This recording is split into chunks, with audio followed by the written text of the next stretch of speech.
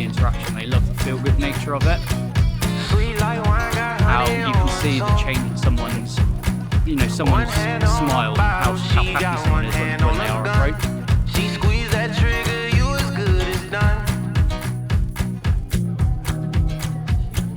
Hello, my name's Tom. I'm a street photographer. I walk around, I try and find cool looking people, see if they're up for a picture. You just have an incredible cool look with beard and your hair and everything about it's just a really cool look. Do you mind me taking a picture? Oh, sure, let's do it. Amazing. What's your name? Stuart. Stuart, nice to meet you. I'm Tom. Do you wanna do a video quick? Always. That's what I do. Welcome to a new series from Camera Centre UK where we go and meet up with photographers, both big and small, and see what they're doing. Tom here is one of the few people I've met with absolutely pure and honest energy, and what he puts out into the world with the work he does is just beautiful.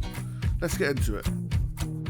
I do stranger portraits, so I like walking around. I find people that I think have a really cool look, someone who looks like, they've taken a bit of time to look a certain way, with their hair or their clothes. See if they'll let me take a picture. And I try and find cool looking people. You obviously have an incredibly cool look. Would you mind if I take a picture? Sure. Amazing. What's your name? Why do you do such a weird form of photography? For me, I'm drawn to people. I love portrait photography. I've done, bits and pieces of photography with models, and it's very structured, everything's in its place, and I love the spontaneity of this. I love meeting people. I love raising people up, so you can approach someone and nothing beats the smile they give you when you tell them you think they're cool. It's such an incredible and such a powerful thing to do. How long have you been doing it for? So photography, I only started 3 months ago. My wife had an old Canon 750D laying on the shelf back from the days when she did photography. Picked it up, bored one day, started using it. Absolutely loved it, and from there it's gone on. So I've been doing the stranger portraits about 6 weeks now. So what's the general tactic that you use to get the photo? I generally tend to just have a look around, I'll walk. You can see people that really don't want to be interacted with. They'll look away, they'll avoid eye contact. I try not to chase after people because that's a really bad look, and we don't want to give photographers a bad name. We're approaching people in a friendly way, so we don't want to make it seem a bit pushy or I just generally tend to walk around, and if I see someone walking towards me that looks cool, I'll flick the glasses on, get the camera ready, and I'll just make an introduction. So down here, you've got Blue Banana, which is always a really good spot. You have a lot of people coming in and out. A lot of people with tattoos and piercings have a bit of an alternative look. But yeah, I usually kind of do this route, and then I'll head down there and I'll go down past the church and onto St Mary Street. And you get a bit more of groups of people there. So you get groups of people that are out and about, especially at the weekend. You get people out on stag do's or hen do's, and some of the costumes they're in are absolutely unreal. The pictures on that is incredible. So yeah, maybe we head down this way. Yeah, sure. My inspirations for starting to do this, I started following someone on TikTok from America called Velvet Alfredo, who does this, but he does it in a very different way. So he approaches people very American-like and very much like, oh my God, your clothes are amazing, let me take a picture, snap, snap, snap. And I thought that's a really cool way to raise someone up. But in Britain, we're very different to that, and we have a slow approach. We, introduce ourselves. We like that polite nature of doing things. So I decided to mix it up, and if anyone's watched my videos, they'll see I always introduce myself. I'll explain what I'm doing before I make the question of being able to take a picture. So yeah, it's kind of mixing up what's already been done and what I've been watching on social media. How was it when you first started out having literally no following? Mate, it was difficult. You've seen today, I've had a few interactions where people are like, oh, do you post it somewhere, where is it? And they want to see your Instagram before you start doing the pictures. They just want to see that you are who you say you are. And obviously you get someone onto a page that's got 20 followers, and it's not very confidence filling for them. So it was a challenge. And obviously as I've gained more followers and more people are starting to see what I'm doing, it's getting so easy now. It adds some legitimacy to what I'm doing. Nice. So how do you shoot them as well? So I started off, and I was one of these purists from everything I read that you've got to shoot manual, it's the only way. And I realised that I spend so much time changing, fiddling with settings, because when you're shooting outside, you're switching between different lights, you're in shadow, you're in full light, the clouds have got over, and it's impossible to do that. So I very quickly started going into aperture priority mode, and I felt like that was the way that allowed me to have the most kind of still make the picture look how I wanted to, with the depth of field and stuff like that. But I was cutting down the amount of time that I was wasting fiddling around with the camera. And when you got someone waiting for a picture, that a stranger that's gone up to them and they're like, oh wait there, I've just got to play around with this. It's not fun. So yeah, no, aperture priority now. Obviously I shoot in RAW so I can edit. What has photography done for you in general? So photography has done a massive amount for me as a person. I am someone who actually suffers with social anxiety, which anyone who's watched my videos would probably struggle to believe. But I had a lot of childhood trauma and a lot of bad experiences growing up that resulted in a lot of homelessness. And I was in a young offenders institute as a teenager, which isn't a great place to be, and it can massively affect someone's confidence levels, someone's self-belief. So I've forced myself into approaching people and becoming a forefront of someone's whole being, whereas in the past I tried to shadow away and hide myself in the corner. And for me, that's massively helped with my confidence levels outside of photography as well. I'm starting to do things and take decisions that I used to leave my wife to do, because I just be like, oh no, that's too much, and for me, I'm now such a confident person, and I start trying to take charge of things. And without photography, I don't think I'd have been doing all of that. It's crazy how much it's helped. So just stop for coffee now, and just to charge your glasses. What are some of the most interesting interactions that you've had whilst doing these stranger portraits? So I've had loads of interactions with really cool people. On my early days, there was a guy, if I bring it up on my TikTok, there's a guy who, when I approached him, he wasn't confident. You could see that he was really out of his comfort zone. And I kind of helped. I helped him to kind of find a position that looked good and accentuated his tattoos. So he's got chest tattoos. He had a really cool look with piercings, chest tattoos. His hair was absolutely amazing. And we got the first picture, and it looked great. It looked great in my opinion, and it was such a strong picture. But he then himself, he built that confidence where he was like, I want to put my hair down. I want this again. I want my hair down. I want to look absolutely amazing. And yeah, in a second we'll get to that bit, and it's such a strong feeling to know that I helped him become this person that it didn't look like he had it in him, and he then developed this thing of, let's get my hair down. And I mean, the picture, it's just coming up now, the picture is absolutely incredible. This second picture, that's unreal. The confidence, the smile. Then we get others. So we've got the Who cult, one of the Who cult guys who was sat there juggling, and I thought, I've got to approach him. And he didn't just juggle in a very robotic manner. He put his personality into it. He put his whole being into it, and was raising his legs up. He was making it into this whole spectacle. And the pictures I got from that were absolutely incredible, and the videos.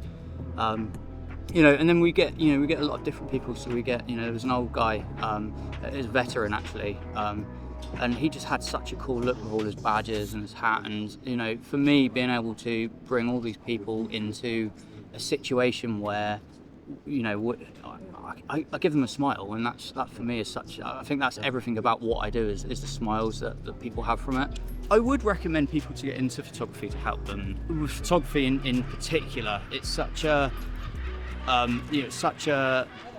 out in the open, in the middle of nowhere. You can be in the countryside taking pictures of animals, and that can bring you complete peace. Or you can be in the hustle and bustle of town, pushing yourself out of your boundaries and trying to make yourself so much more confident and outgoing, and I think the possibilities are endless. What's the camera that you actually use for this setup? And because you haven't been doing too long, this is going to be quite interesting. I shoot with a Canon 6D Mark II. For me, it was a good camera for me to get. I think what it offered at the price range I could get it for, it was the best one for me, and I've absolutely loved it. It's such a good camera, and it's so well-rounded as well. So I've used it for, as well as doing my street photography, I do a lot of shoots with people. So I do prom shoots, and I've done shoots for models. I do some sports, and it works in such a wide variety of different scenarios. And then I like the 50mm lens, always go-to. Since we're in town, let's take you to Camera Centre, and ultimately, is there anything that you really want to try out? Mate, I'd love to try mirrorless out. I've never used a mirrorless. In here, yeah? Yeah, just inside. Hey, Clear, meet Tom. Tom, how are you, mate? Nice to meet you. Good to finally meet you. Yeah. What are we looking at today? I want to try out mirrorless. Mirrorless camera? Yeah. Sure thing, I got a few in stock. I see you got a Canon 60 Mark II, so where do you want to go from there? Something an equivalent? Yeah, I've obviously not been doing photography for long, so something that's very similar. Yeah, I think that's. I've got just the thing. Let me have a little look. So, I've got here an R6 Mark II, which is your equivalent here of a 60 Mark II. I've got the 35mm 1.8 macro on there as well. Nice. So I can see you've got a 50 on there as well, which is quite handy. We can try the 50 as well, they have equivalent. 35 is a particular favourite of mine. It's quite a nice, easy lens to work with. Also, doubles up to the macro. So you're getting two lenses all in one. It's quite handy. Yeah, let's give that a go then, yeah. But I mean, yeah, look, there's a battery in there. Pick that up, see how it feels for you in terms of the hand. Ideal, absolutely ideal thing. 24 megapixel, full frame sensor, absolutely fantastic. If you do dabble with a bit of video, you have got that 4K resolution as well. You know, just for the video side of things, you just give it a little switch and you're in video mode, that's it. So very nice, very easy to work with in terms of that as well.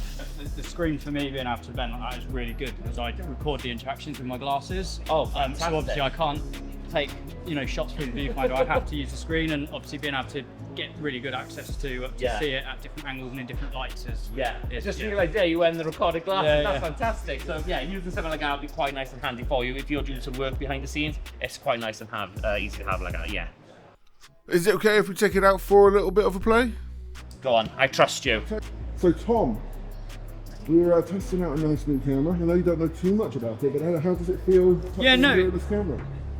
Yeah, no, it feels really good. It's really light, but it doesn't feel completely different from the 60 I was using. It's very similar in terms of how it kind of feels in my hand, but much lighter. Yeah, it feels really, really good. And obviously the 35mm lens is something that's really good to try out. I've not actually used one before. And I think 35 and the 50 are the two that most people use for a lot of this type of photography. So it'd be nice to really give this a go and see. So what? Let's give it a go then. Yeah, let's go.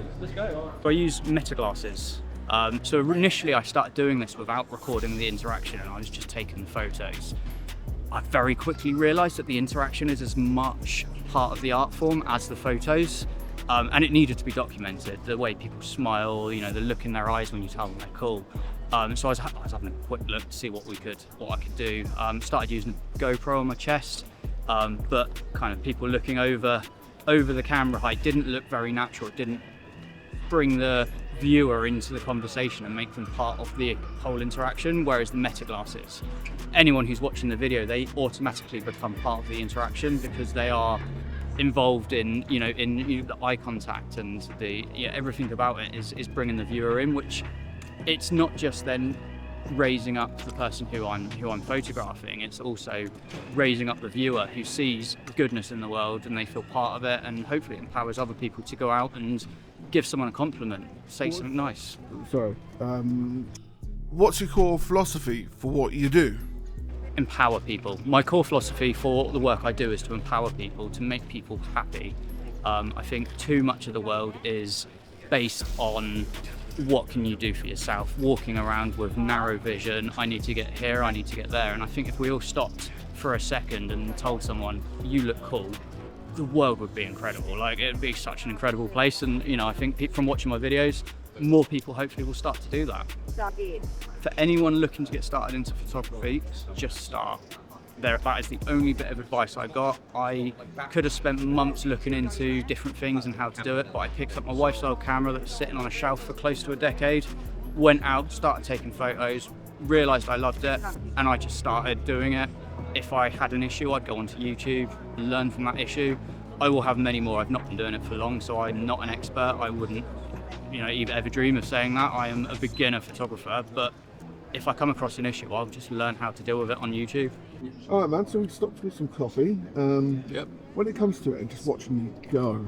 So to find the people when I'm walking around that I want to take pictures of, I have a massive collection of a wide range of people, whether it's men, women, older, younger, all different types of people. And for me, it's not about the blank slate of how someone looks. Everyone has a look. It's about what they've done to accentuate their look and to add some colour to their look. So whether that's hair, tattoos, piercings, really cool clothes. I'm a little bit alternative. I like looking a little bit outside of the norm, and I like it when people approach me and say, I love your hair, or I love your tattoos, or I love your beard. So it's all about that, the things that someone's done where you can see they've taken time to really push something that they're proud of. Thank you, Tom, for allowing me to shadow you today. If you want to go follow him, make sure you go over to TikTok and Instagram, and that is under Tom Wilkins Photography. What I really appreciate and love about the stuff that he does is that it's all about the emotion and the interaction that he gets. It was one of the most important factors that he ended up saying again and again. These small moments where you've got a smile or a slight bit of excitement for what he's doing are all the things that really matters to him and his photography. The end image is the idea that he has managed to open somebody up and help them become more themselves. The photo is very much all about that. I'd be interested to see his journey as it goes along, and if you enjoy this series, or if you have an idea of a photographer you would like us to do something on, then please put in a comment in down below. If you like this video, please like, follow, subscribe. If you want to see more, have a good day. Between the two. Amazing.